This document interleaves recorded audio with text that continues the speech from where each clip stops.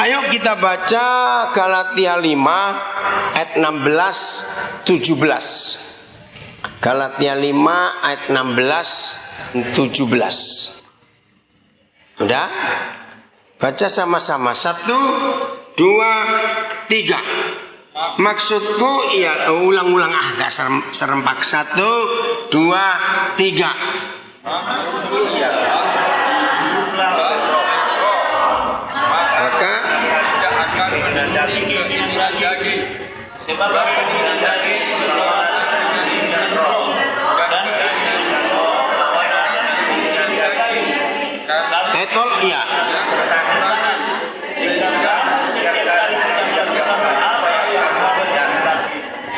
Maaf, yang nggak bawa Alkitab cari sebelahnya untuk baca ya. Oke, pemusik coba duduk. Kalian mau kemana? Sebelum kita bahas 2 ayat ini, saya mau tanya dulu kepada semua saudara. Sebetulnya hidup ini susah atau tidak? Hidup ini berat atau tidak? Ayo jawab, jujur aja jujur. Ya, hidup ini susah atau tidak? Hidup ini berat atau tidak? Ayo, jawab yang betul semuanya. Nah, saudara, kalau kita mau belajar firman ini, maka hidup itu nggak ada yang susah, hidup itu nggak ada yang berat. Katakan amin. Kenapa? Yang menyebabkan hidup ini berat, yang menyebabkan hidup ini susah, karena kita tidak hidup di bawah pimpinan Roh Kudus. Maka itu dengan jelas firman ini berkata, maksudku ialah hiduplah diapakan? Baca Alkitab saudara. Hiduplah oleh Roh. Coba gantikan kata lain. Hiduplah dipimpin, dikuasai, ditaklukkan, diatur oleh Roh. Nah, siapa bisa menyebutkan, termasuk anak-anak kalian ya, harus berpikir ini. Siapa yang bisa menyebutkan ada siapa lagi, ada apa lagi selain Roh yang bisa ngatur, mimpin, menguasai hidup kita? Ayo jawab. Siapa lagi? Daging, ya. Yang jelas, kalau cuma daging saja enggak jelas. Ayo, tadi saya dengar suara di sebelah sini. Uang, oke. Uang, hawa nafsu, pikiran. Ayo yang lain mikir, apalagi selain Roh yang bisa mengatur, menguasai, menuntun hidup kita. Kehendak, sudah. Keinginan itu sudah. Yang lain coba, ayo. Apalagi? Apa? Waktu, oke. Kenapa saudara nggak nyebut perasaan? Justru yang paling sering membuat kita kalah itu karena perasaan kita dimain-mainkan oleh iblis. Ngerti nggak maksud ini? Perasaan kita. Ya, berapa banyak kita kalah hanya karena kita merasa, kok dia ngomong seperti itu? Jangan-jangan dia begini. Padahal yang ngomong seperti itu belum tentu begitu, bukan? Ya, jawabnya atau tidak? Perasaan. Justru dari semua hal itu, maka perasaan. Kenapa uang bisa mengatur kita? Kenapa uang bisa mengontrol kita, memimpin kita? Karena emosi kita dipengaruhi. Kalau aku nggak punya uang bagaimana ya? Rasa takut. Betul tidak? Nah, perasaan ini sangat berbahaya. Seringkali kita merasa cuma perasaan saja. Jangan anggap enteng tentang perasaan. Musuh utama Roh Kudus itu bukan setan, tapi perasaan ini. Dan perasaan itu yang dimainkan oleh iblis. Coba renungkan ini. Berapa banyak suami istri bermasalah? Berapa banyak kalian anak-anak bermasalah dengan temanmu? Coba jujur. Iya atau tidak? Seringkali perasaan kita dikacau. Jawab iya atau tidak? Nah, maka itu kalau perasaan kita sedang tidak baik, justru harus hati-hati. Itulah pintu untuk roh lain masuk selain Roh Kudus. Saya ulangi, Ketika perasaan kita sedang tidak pas, sedang tidak baik, hati-hati. Orang sering berkata sensi, tahu kata itu ya? Nah itu gampang sekali dipengaruhi oleh keadaan apapun juga. Saudara, kalau kita tidak mau dikuasai oleh roh, maka yang paling jahat adalah ketika perasaan kita yang menguasai kita. Masih ingat peristiwa Petrus yang sudah sempat mengalami mujizat jalan di atas air? Masih ingat itu? Kapan dia tenggelam? Nah, ada firman yang berkata ketika dirasanya angin dan gelombang itu. Jelas sekali, ketika dirasanya angin dan gelombang itu, dia tenggelam. Padahal dia sudah jalan di atas air. Tapi ketika dirasanya. Nah hari ini kita belajar supaya kita jadi pemenang. Jangan izinkan perasaan kita ngatur kita. Katakan amin. Jangan. Berilah kesempatan Roh Kudus untuk mengatur kita, menguasai kita, memimpin kita, mengontrol hidup kita, mengarahkan hidup kita. Siapa itu Roh? Kita lihat ayat 21 dan 22. Siapa itu Roh Kudus? Kenapa dia penting untuk ngatur kita? Udah? Ada 9. Karena Roh Kudus itu pribadi, maka saya berkata ada 9 kepribadian Roh Kudus. Nah bayangkan kalau 9 hal itu menguasai kita. Sudah? 22, 23. 23 maaf. Baca ya. 1, 2, 3. Tetapi buah roh. Stop dulu ya. Tetapi buah roh. Nah, Tuhan Yesus pernah berkata, kalau kamu ingin kenal itu pohon apa, kenali apanya? Buahnya. Nah, begitu pula hidup kita. Kalau kita ingin tahu siapa kita, lihat buah-buah hidup kita. Ya, perhatikan. Kalau saudara ingin tahu siapa rekanmu, siapa temanmu, siapa teman baikmu, lihat buah-buah hidupnya. Nah, ngerti nggak kata buah-buah hidup itu? Contoh kecil saja.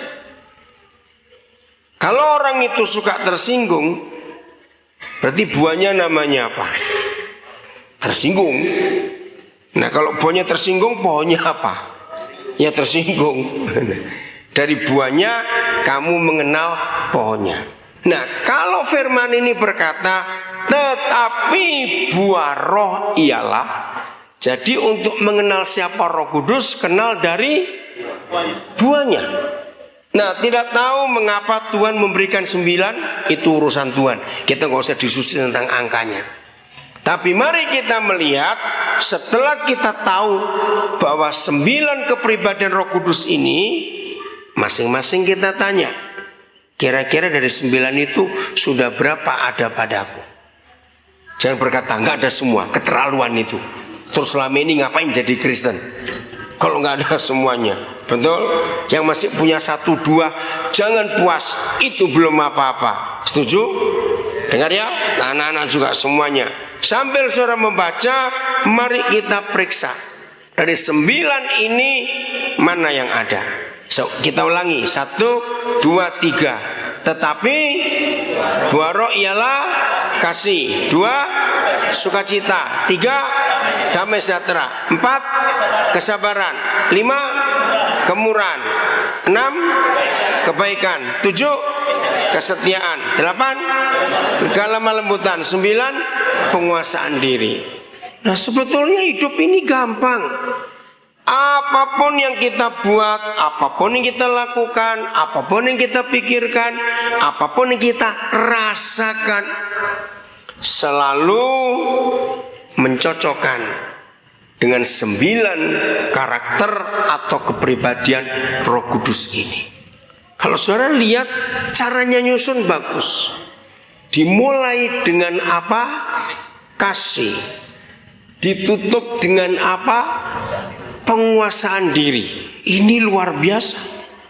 Saudara, berapa kali saya diskusi dengan para psikolog dengan konsep ini, mereka heran. Sebetulnya kalau hidup ini betul-betul dikuasai, ditaklukkan oleh roh. Ada seorang psikolog berkata ketika saya ajak diskusi, kalau semua orang hidup dikuasai oleh 9 karakter Roh Kudus ini, nggak ada rumah sakit jiwa, psikolog nggak laku, psikiater juga nggak laku, karena orang itu sehat. Kita nggak usah bahas yang 7, kita bahas yang nomor 1 dan nomor terakhir. Istilahnya ini pembukanya, ini kuncinya, penguncinya, kasih dan penguasaan diri. Coba renungkan sebentar, apa yang terjadi pada hidup setiap manusia kalau yang ngontrol, yang ngatur, yang menguasai, yang memimpin hidupnya itu kasih dan penguasaan diri? Kira-kira jadi apa orang? Tapi mikir semuanya, yang duduk jauh-jauh sana juga. Ayo, kira-kira jadi apa hidup itu kalau kasih dan penguasaan diri yang sepanjang hari dalam hidup orang itu dikuasai oleh kasih dan penguasaan diri? Cepat mikir, jadi apa kira-kira? Dahsyat, apalagi nggak akan bisa dikalahkan oleh keadaan apapun juga. Maka itu mulai hari ini saya minta kepada semua saudara dalam komunitas pesat yang ada di Nabire ini secara khusus, perhatikan ini. Pokoknya kalau terjadi apa-apa saja antara satu dengan yang lain, termasuk di rumah, antara suami istri, antara kakak beradik, antara anak dengan orang tua dan orang tua dengan anak, dalam sosial masyarakat kita, dalam komunitas kita, hari ini kita tahu sebabnya apa? Ayo, sebabnya kita tidak dikontrol, dipimpin, diatur, dikuasai oleh kasih dan penguasaan diri. Coba mikir aja sedikit, lepaskan kasih, penguasaan diri. Kalau semua kita, anak-anak yang suka emosi kalian, perhatikan. Kalau semua kita betul-betul punya kekuatan penguasaan diri, hidup ini bagaimana? Tenang tidak? Damai betul. Penguasaan diri. Penguasaan diri nggak hanya bilang soal nggak suka emosi, nggak suka meledak-meledak, tidak. Lebih daripada itu. Ketika ada dorongan untuk melakukan sesuatu yang salah, maka penguasaan diri datang, maka yang salah nggak akan dilakukan. Betul? Saudara, saya minta masing-masing jujur dengan diri sendiri. Kita sudah hampir melewati minggu kedua bulan ke-6 ini. Begitu cepat waktu ini berlalu. Mulai dari rumah, ya semuanya, termasuk anak-anak yang di asrama, guru-guru, para pengasuh, semua kita, pelayan-pelayan Tuhan, pengurus yayasan, ya siapa saja. Kalau di rumah kita masing-masing masih rutin, dengarkan, masih rutin terjadi kesalahpahaman, teriak, jengkel, marah, sampai emosi, langsung katakan pada diri sendiri bahwa kasih dan penguasaan diri belum menguasai keluargaku. Catat itu baik-baik. Dan mulai dengan hari ini, biarlah firman yang kita dengar saat ini, maksudku ialah hiduplah oleh siapa? Roh. Maka kita tidak akan, baca lagi, maka kita tidak akan, ayo, ayat 15 Galatia 5, maka kita tidak akan apa? Menuruti keinginan daging.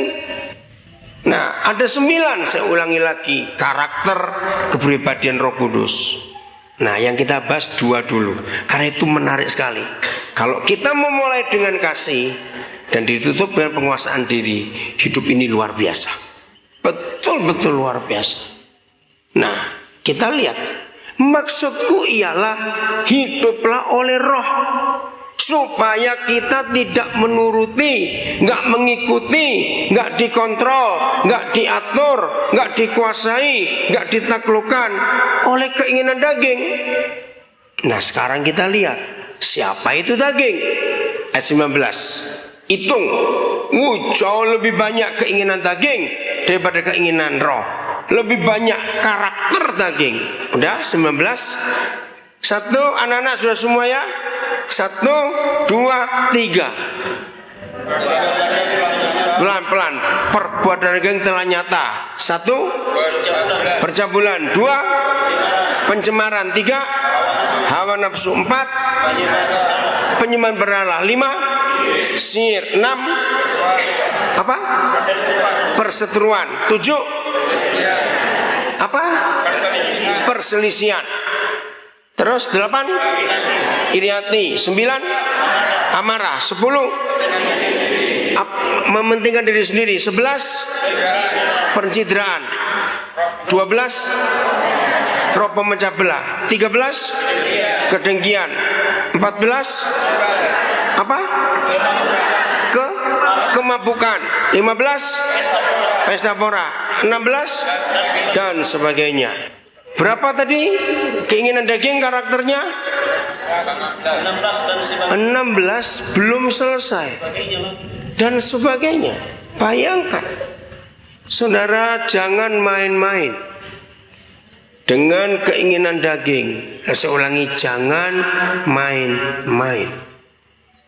Pokoknya apapun yang terjadi dengan tidak baik di hidup kita, anak-anak sekolah, kalian gak bisa belajar dengan baik, kalian suka melamun, sulit tidur, gak bisa nikmati kalau belajar, sulit konsentrasi.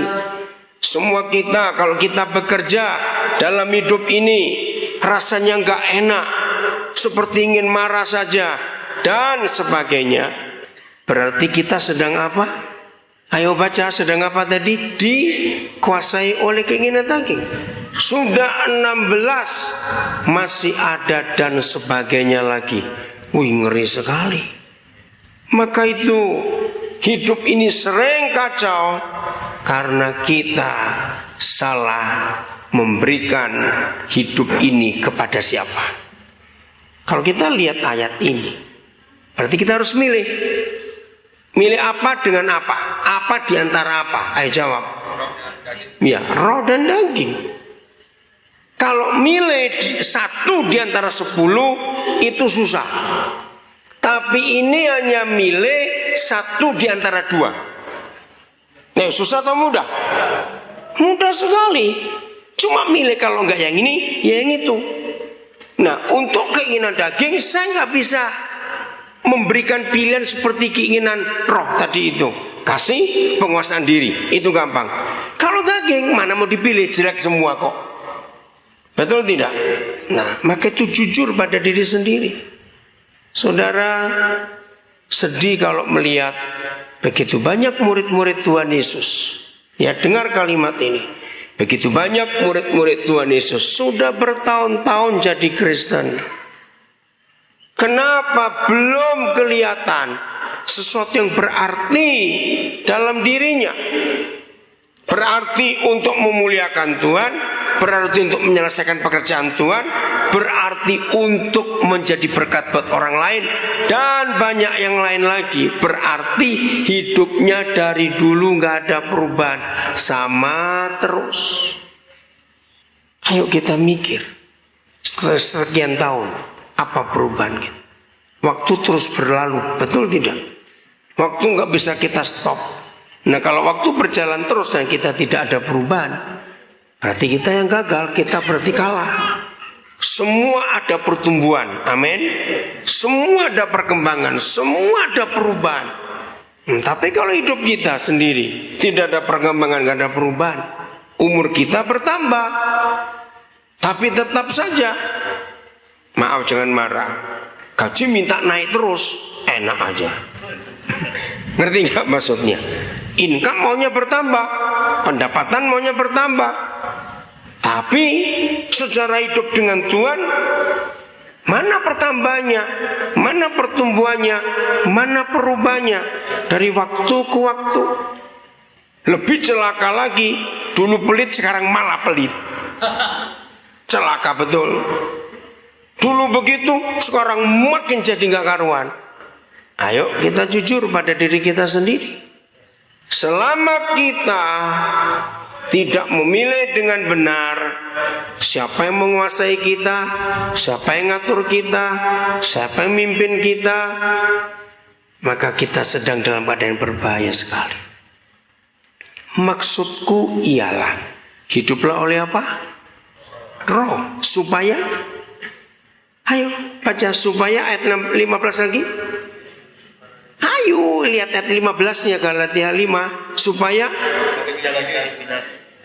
oh ayat 16, maaf, ayat 15 saya salah. Supaya kita tidak menuruti keinginan daging. Sebab apa? Ayo, keinginan daging berlawanan dengan keinginan roh, dan keinginan roh berlawanan dengan keinginan daging. Nah, perhatikan. Jadi gampang sekali untuk memilih dipimpin oleh roh atau daging, sebab mereka dua ini nggak pernah ketemu. Sebab mereka berdua ini nggak pernah akur, selalu bertentangan, selalu berlawanan, selalu. Tadi siang saya menyelesaikan satu masalah. Sebetulnya bukan masalah saya. Satu yayasan yang sedang diberkati Tuhan luar biasa. Nah, ternyata terjadi kekacauan yang luar biasa. Cukup lama saya sibuk dengan mereka. Ternyata masalahnya cuma satu. Ada salah seorang dari mereka, salah seorang saja, katanya, nah ini loh, dengar ada orang ngomong begini, ngomong begitu. Ya ampun, setelah panjang lebar gara-gara satu orang ini saja. Terus saya hubungi orang itu. Nah, kamu taunya dari mana? Jawabannya sama, katanya lagi. Nah, terus saya bilang pada mereka, saya speaker, saya bilang, masih ingat apa yang Tuhan Yesus pernah bilang? Kalau iya katakan iya, kalau tidak katakan tidak. Lebih dari itu berasal dari jahat. Saya minta kepada mereka, ayo sebelum kita sampai pada ujungnya, saya nggak mau buang-buang waktu hanya ngurus katanya saja. Saya minta, jadi kalian yakin atau tidak ini pasti atau katanya? Kan gampang sebetulnya. Ternyata semua jawab katanya. Ya goblokmu kalau katanya kamu perhatiin. Jadi yang satu orang ini saya cecer lagi. Coba jujur, kamu itu dengar dari siapa? Dia bilang, saya sudah lupa. Nah, saya marah pada yang lain, ya goblok kalian semua. Dia aja sudah lupa dari siapa yang ngomong. Berarti kan gak jelas. Nah, lihat firman Tuhan berkata, segala sesuatu yang tidak jelas pasti itu iblis. Aku gak ada yang ngamen. Amen. Maka itu bodohnya kita sendiri kalau ngurus yang gak jelas. Loh, betul tidak? Enggak jelas kok diurus, goblok bener kamu. Nah, segala sesuatu yang bukan dari Tuhan pasti tidak ada kepastian.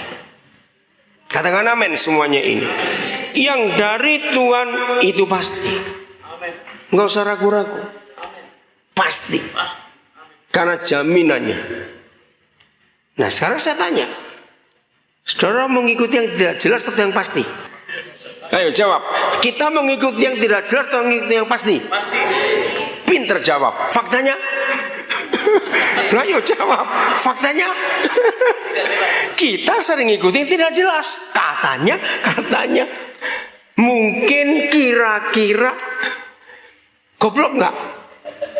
Neneknya goblok, tahu nggak itu? Maaf ini.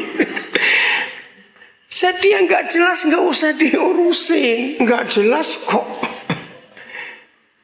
Daniel nggak ada ya? Hari apa ya? Pak Ernest hari apa itu? Yang satu anak nggak usah sebut namanya mau dipindahkan ke Makassar. Hari apa itu? Saya lupa. Hari apa itu? Siapa yang ingat di kantor bendara di SD? Hari apa itu? Kok saya lupa? Jumat? Enggak Jumat. Gordon sudah berangkat. Senin kemarin. Masa? Enggak. Oh, Kamis. Karena malamnya ada ibadah kita, saya minta mereka. Jadi gini, tanpa sengaja saya ada di kantor bendara. Saya juga nggak tahu, saya nunggu seseorang belum datang, saya ke situ.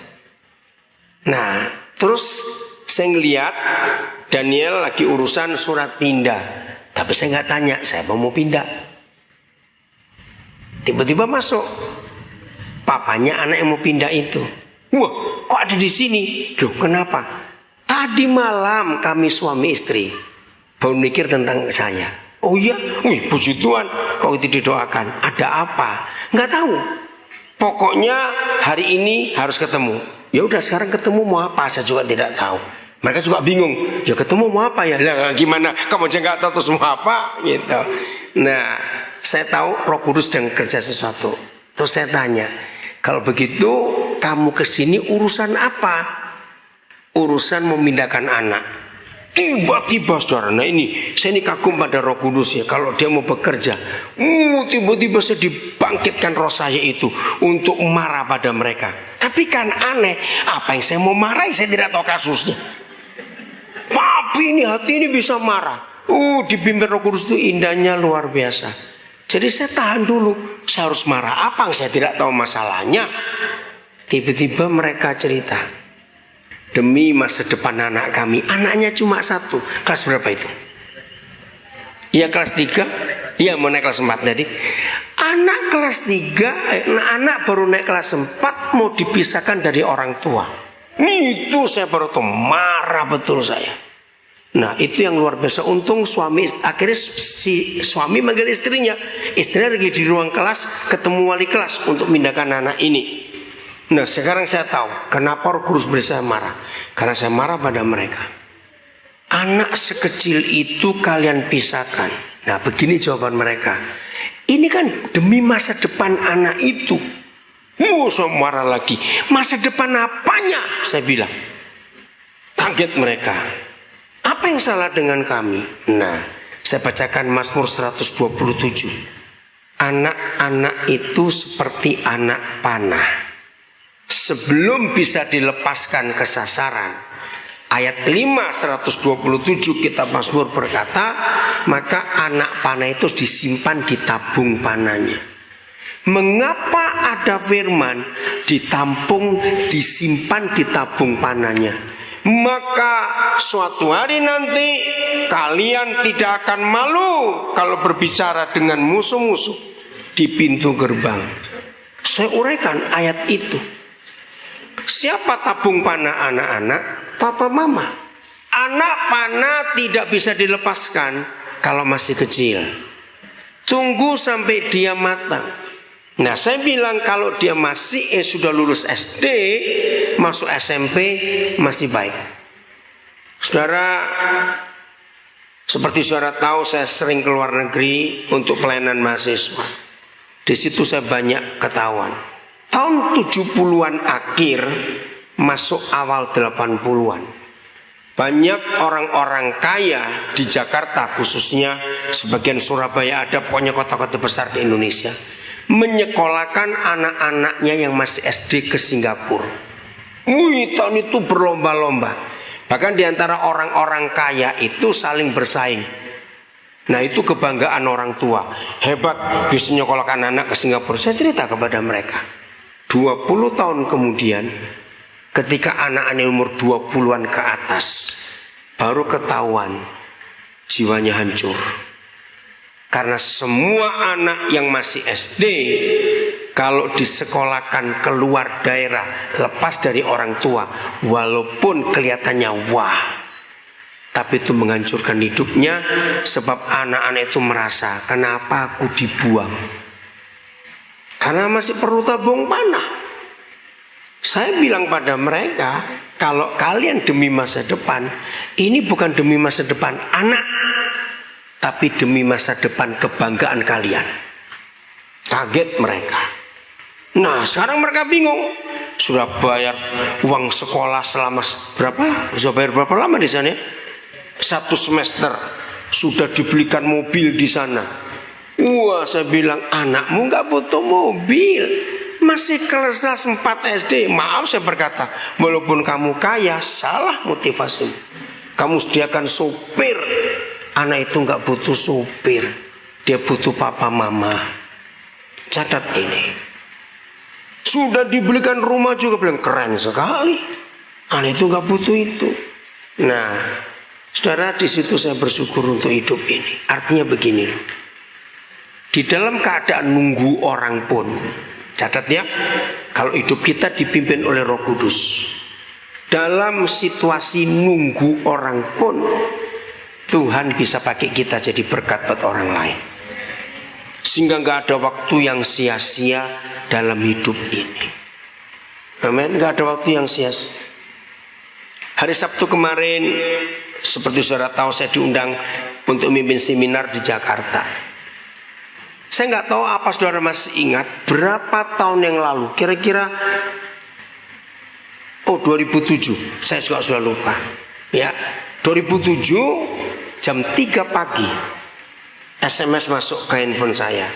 Seperti saudara tahu, kalau saya mau tidur, saya biasanya pasti tanya, Tuhan, handphone mana harus on? Pasti ada yang perlu. Nah, tiba-tiba masuk SMS. Selamat malam Pak. Bapak nggak kenal saya nggak kenal Bapak. Tapi saya lagi putus asa malam ini. Nah, saya dapat nomor telepon Bapak dari HP second yang saya beli. Masih ingat cerita itu? Iya toh? Hah, ini kok menarik sekali, HP second. Akhirnya saya keluar dari kamar, saya nggak mau ganggu Cik Luis. Saya keluar, saya SMS. Maaf, saudara siapa? Di mana? Terus dia balas, ternyata di Medan. Malah jauh bener. Berarti di Medan hampir jam 1, karena di Nabire sudah hampir jam 3. Akhirnya saya bilang, boleh nggak saya telepon? Dia jawab boleh. Nah, menarik bukan? Kenapa HP second ini? Nah, ternyata dia itu anak yatim piatu, 3 bersaudara laki semuanya. Nah, dia sudah pacaran 6 tahun dengan pacarnya, tapi selalu ditolak untuk melamar karena orang tua pihak perempuan selalu tanya, kamu ini anaknya siapa? Ya yatim piatu, nggak punya orang tua. Masa nggak punya om, nggak punya tante? Ternyata memang nggak ada. Nah, terus waktu saya telepon itu menarik sekali. Kamu HP second tuh bagaimana? Saya tuh baru beli HP Pak. HP saya yang bagus saya jual 1.400.000. Nah, itu untuk kebutuhan adik saya nomor 3. Nah, saya beli HP yang sederhana. Rupanya ini HP pendeta Pak, karena kontaknya banyak pendeta. Nah, terus malam ini saya putus asa, saya nggak tahu bagaimana. Catat ini ya, saya SMS acak ke 117 pendeta di nomor itu.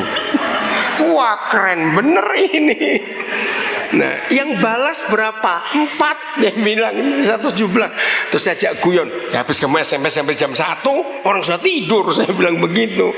Nah, dari 4 yang SMS, siapa yang nelpon? Bapak sendiri. Saudara, luar biasa. Oh, akhirnya itu saya ingat dari Senin. Hari Rabu saya berangkat ke Medan cuma sehari, terus balik lagi. Nah, ternyata dia ada di Jakarta untuk training. Jadi sekalian saya ajak seminar Sabtu kemarin itu. Nah, terus saya suruh dia beri kesaksian, karena dia belum pernah beri kesaksian di Jakarta. Tapi beberapa saudara kita di Jakarta sudah tahu tentang kisah ini. Wih, waktu dia memberi kesaksian, orang nangis, karena dia cerita apa adanya hidup itu. Ngerti ya? Nah, dia sudah menikah, saya melamar, calonnya orang Nias. Waduh, ributnya luar biasa ini. Betul. Orang Nias memang kalau lamaran, aduh susahnya luar biasa. Oke. Nah, sekarang dia sudah punya anak. Oh, jadi orang sampai heran kesaksian begitu. Ya, ini gara-gara HP second aja 1 jiwa diselamatkan. Mengerti ya? Dan ini luar biasa. Nah, hari Minggu tanggal 4 Juni saya ada di Jakarta, ada di Surabaya. Nah, masih ingat Abai Tambunan? Nah, dia mau berangkat ke Medan hari Senin kemarin tanggal 5 untuk lamaran dengan calonnya. Ya, nah nanti kalau dia sudah menikah dengan Nabire, Oktober di wisuda S2-nya. Masih ingat kasusnya Abai? Salah sambung.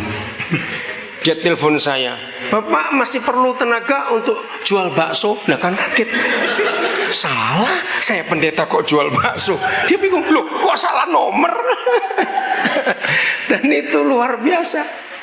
Nah, waktu saya sharing tentang hidup ini, ada saya panggil, kamu cerita, kenapa kamu sampai bisa salah sambung dalam telepon itu? Nah, bersyukur. Ya, saya belum tanya siapa calonnya nanti ini. Ya, jadi dia minta, pokoknya saya berkati, oke, asal tanggalnya pas. Jadi ngerti ya? Kalau kita dipimpin oleh Roh, dampaknya nggak cuma untuk diri kita sendiri. Katakan amin. Dampaknya kepada banyak orang. Ya, saya nggak tahu Pak Pendeta Martin akan dapat apa. Tiba-tiba aja tadi Kiki di depan. Tapi ada yang cari pendeta dari Surui. Hujan-hujan begini, siapa ini pendeta dari Surui? Ternyata tinggal di sebelah rumah. Nah, terus Pak mau ibadah, saja mau ikut nggak? Boleh gini, boleh, kenapa tidak? Basah-basah, memang hujan kenapa enggak? Nah, jadi ikut ke sini. Apa saja yang terjadi di hidup kita, kalau Roh Kudus mimpin kita, selalu jadi indah. Amin. Termasuk kalau saudara dimarahi orang tanpa alasan, jangan balas marah. Oh enggak, amin. Ya enggak, berarti ada maksud Tuhan itu. Apalagi kalau orang bilang, aduh saya salah marah, aduh lebih jengkel lagi, bukan? Jangan marah-marah bilang salah lagi. Tapi tetap kalau ada kasih di depan dan ada penguasaan diri di belakang penutup, hidup ini luar biasa. Amin. Biarkan Tuhan menguasai kita, mendidik kita. Jadi apapun juga nggak ada yang salah. Jadi untuk apa saja, saya ulangi lagi, nggak ada yang salah. Kok nggak amin? Untuk apa saja, walaupun itu salah, tetap nggak ada yang salah. Kalau kita hidup dipimpin oleh Roh. Jadi saya ulangi lagi, kalau milih satu di antara dua, itu susah atau tidak? Tidak. Jadi milih dipimpin Roh atau dipimpin daging, itu nggak susah. Dan dua-duanya bertentangan. Maka tiap kali roh melawan daging, daging melawan roh, itu di jiwa kita kayak perang betul. Nah, saat itu kita tenang dulu, langsung cari mana yang keinginan roh, mana keinginan daging. Itu ayat 17-nya. Ya, ada terjemahan yang kurang tepat. Coba baca lagi ayat 17. 1, 2, Galatia 5, 17. 1, 2, 3. Ya, keinginan roh, keinginan berlawanan, terus ya. Tunggu, anak-anak, kenapa nggak ada suara di sana kalian? Ulang, baca 17. Imam, mana Alkitabmu? Ayo baca, cepat semuanya. Ulangi, 1, 2, 3. Sebab keinginan daging berlawanan dengan keinginan roh, dan keinginan roh berlawanan dengan keinginan daging. Karena ya,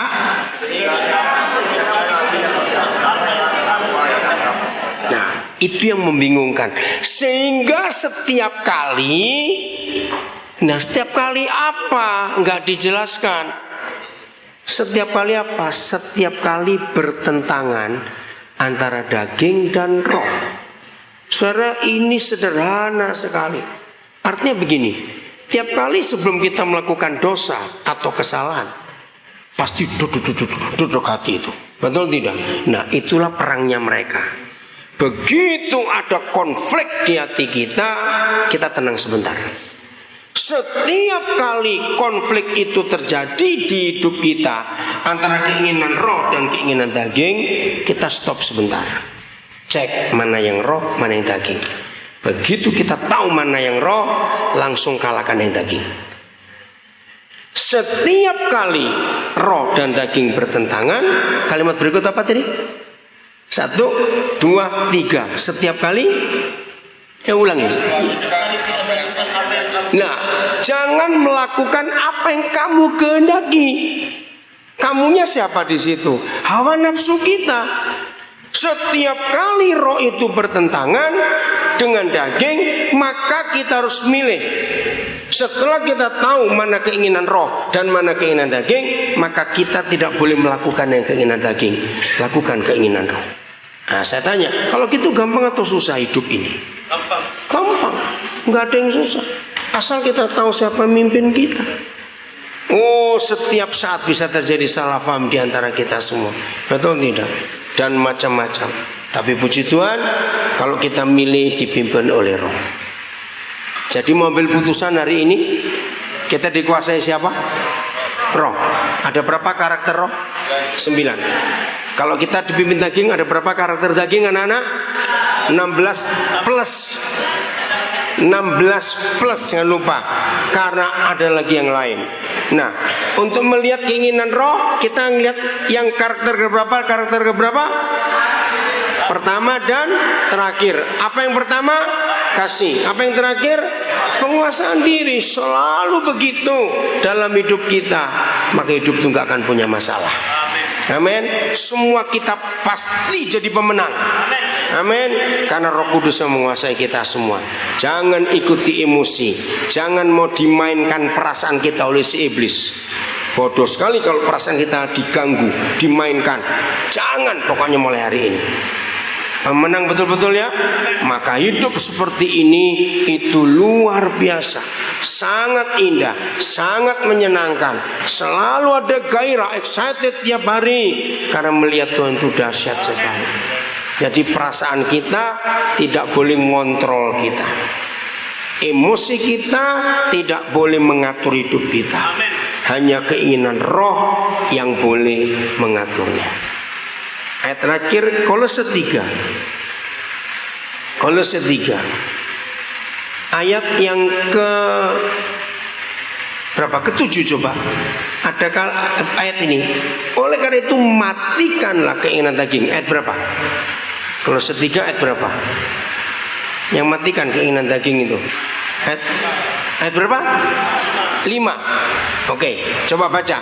Kolose 3 ayat 5. 1, 2, 3.